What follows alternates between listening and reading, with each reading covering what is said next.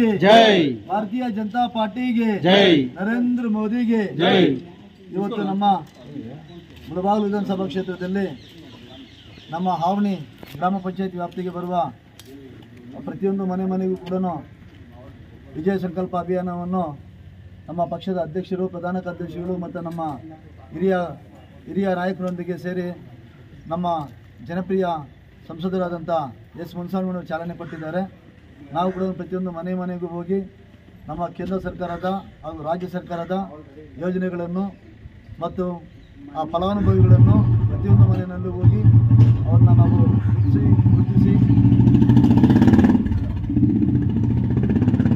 ಅವ್ರನ್ನೆಲ್ಲ ಮಾತಾಡಿಸ್ಕೊಂಡು ಪ್ರತಿಯೊಂದು ಮನೆಗೂ ಕರಪತ್ರ ಕೊಡುವ ಮುಖಾಂತರ ಮತ್ತು ಸ್ಟಿಕ್ಕರ್ ಹಂಚುವ ಮುಖಾಂತರ ಹಾಗೆ ಅದೇ ರೀತಿ ನಮ್ಮ ಬಿಜೆಪಿ ಭರವಸೆ ನಿಮ್ಮ ಮತ ಬಿಜೆಪಿಗೆ ಅನ್ನೋ ಒಂದು ಸೆನ್ಸಿಲನ್ನು ಒಂದು ಗೋಡೆ ಬರವಣಿಗೆಯನ್ನು ಪ್ರತಿಯೊಂದು ಮನೆಯನ್ನು ಕೂಡ ಬರೆಯುವಂಥ ಕಾರ್ಯಕ್ರಮವನ್ನು ನಾವೆಲ್ಲ ಸೇರಿ ಮಾಡ್ತಾ ಇದ್ದೀವಿ.